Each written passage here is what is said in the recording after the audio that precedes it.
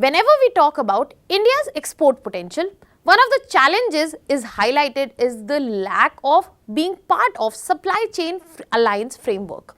And when we are talking about December 2025, when a US-led supply chain alliance by the name Pax Silica was made, India was missing yet again.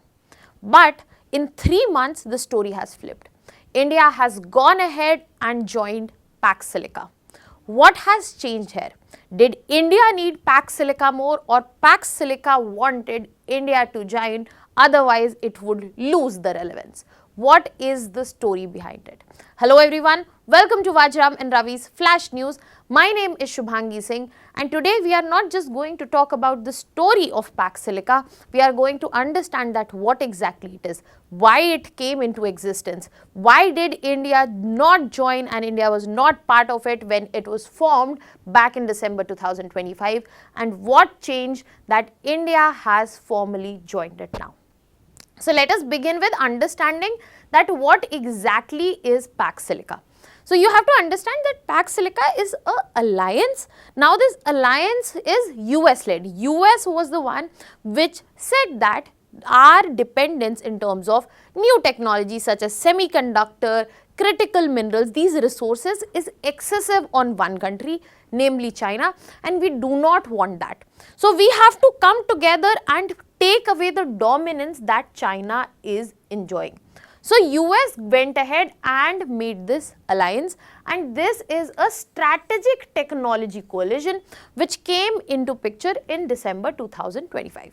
Now their whole idea is to focus on securing a proper global supply chain, not just for semiconductor but critical mineral and also artificial intelligence ecosystem. So when we are talking about this, it is a supply chain alliance for technology for tomorrow. Now the whole idea here is, when we are talking about dominance of China, the problem here is mistrust. The problem here is non-reliability.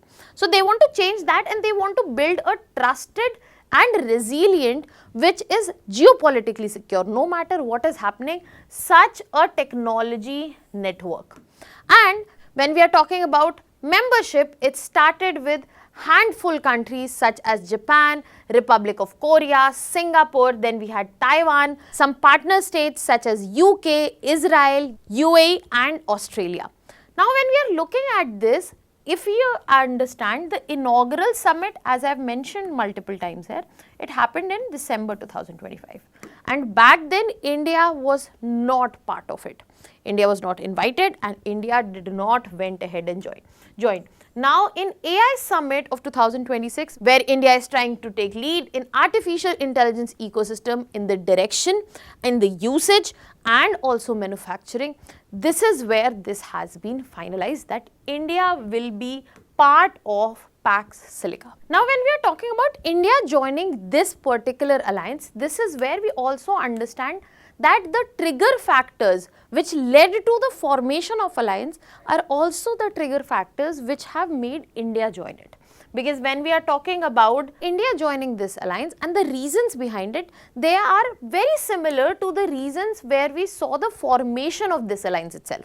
So the trigger factors which led to formation of Pax Silica is the trigger reason that India is also entering into this alliance. So when we talk about the formation of Pax Silica, one of the biggest reason was the COVID chip shortages. So when we are talking about COVID time, that's when, if you remember, the work from home culture speared up all of a sudden. In that context, demand for electronics also did. But during that time, 169 countries suffered from the shortage of chips which were required. And in this context, China, which had the dominance, used that as a geopolitical tool. Now, US being the China's tech rival, they wanted to do something about it. They wanted to move from a efficiency-driven trade to geopolitically reactive trade to security-driven tech blocks, so that there is some finality, reliability, trust to it. Similarly, this weaponization of supply chains, where China is gone on export ban.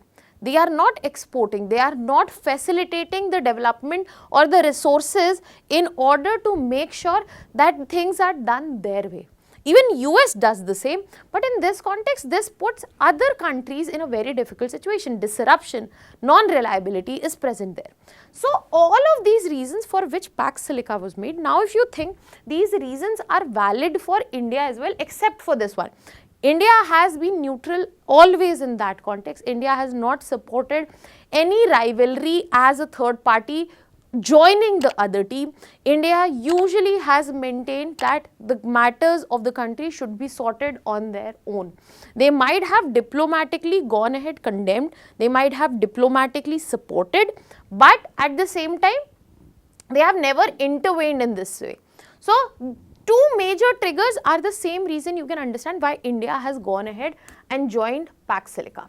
Now, one question that must arise in your mind, since India has joined, why did India did not join 3 months back?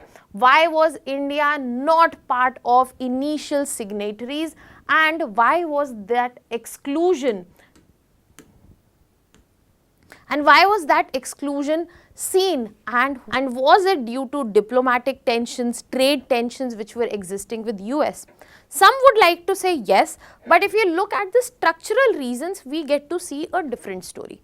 So if you talk about India as an ecosystem, especially for 3 important things which are at the hem of Pax Silica: semiconductors, electronics and AI.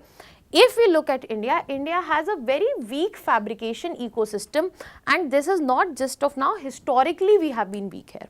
As of now, our semiconductor manufacturing capacity is limited, even though there is a whole lot of push, be it National Semiconductor Mission and other efforts and initiatives by the government. And apart from that, the policy incentives, as I was just saying, they have recently been brought up into the picture. So the structural reasons of bringing a player into the supply chain did not align with India.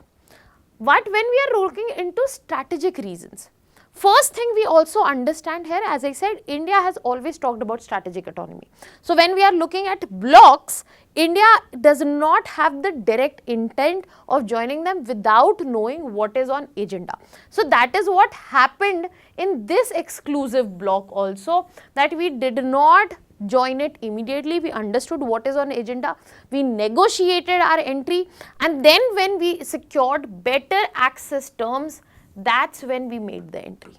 Now another layer of reasons is about the institutional factors. The coalition which was made, it was with the country which were already part of US's tech architecture. As I said, United Kingdom, UAE, Australia, then we had other partners which have already been integrated there. And this coalition formed rapidly. Almost in a fortnight it was present there. So such institutional factor were also present in there, where India wanted to assess that what is the level of water they want to enter. And that is why India waited to understand that how much tech transfer access India is going to get, what are the investment commitments, and most importantly, what kind of supply chain role we will be getting, and what are kind of guarantees are associated around it. And that is when we see India has finally formalized this. Now another question that comes around as soon as we talk about India joining Pax Silica is the fact that why Pax Silica is important for India. Because when we are talking about, as I said, AI, semiconductor, electronics, India is trying to capture this market. India is trying to build itself in this particular market, and technologically we need access to advanced chips and AI hardware because we have limited production or non-existent production as of now. Furthermore, we want to participate in next gen innovation ecosystem. So technologically, this is a factor that we have understood that Pax Silica is important. If you look at the economic dimension, there is a higher edge present because high value manufacturing investment is required. Job creation will come in, but it will be in deep tech sectors, and it will also give us integration into global value chains. So technologically, yes, it is going to be advantageous. Economically, we have to work on the investment, and then we will be able to reap the benefits also. Apart from that, we have other factors as well, such as we also want to reduce dependence on single country supplies, that is China. We want to strengthen our tech access in terms of national security also, and we want to position India as a trusted manufacturing hub. So where is the place where we can learn, where we can understand about investment, where we can be part of a fine tech architecture? It was Pax Silica. And if we bring the geopolitical angle here as well, we clearly get to see when in the Global AI Summit, we are trying to be the leader in the AI governance, and we want to emerge not just as a side player but as the main player. This is also going to improve India's role. It is also going to put India and US in a better partnering position, and this will signal that yes, India is being rising, and India is also being recognized as a system shaping power as well. So India has a lot to gain from this particular signature that we are entering into Pax Silica. But what about Pax Silica? What will Pax Silica gain? So it's not that Pax Silica is here to do charity. Pax Silica is also here to gain a lot. When we are talking about things such as the huge market access, especially in terms of electronic, the expanding industrial base, the expanding investment in industries, and also the government support to these industries.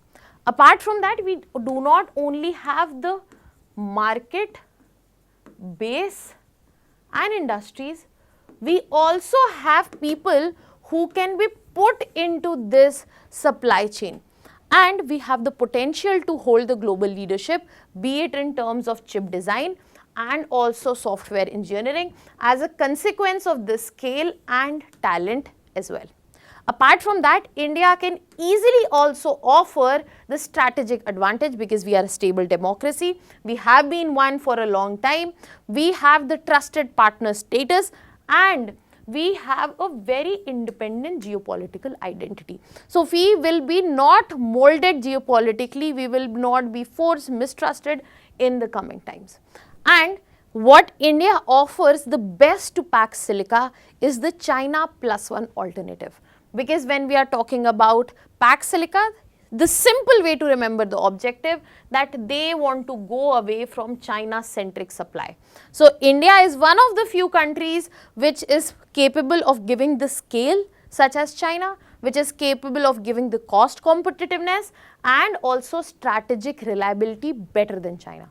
So when we bring the technology, access and the trade bloc and tech architecture of Pax Silica and scale, reliability, the industrial base market of India with the talent, we get to see actually what Pax Silica wanted to execute. Now on this note, I will be leaving you here with a very simple question that what do you think will be the challenges when we are talking about this particular joining of India to Pax Silica? Let me know in the comment section. I'll be leaving you here with a prelims practice question. Prelims practice question which you can put your answers in the comment section. That was all from my side. Thank you so much.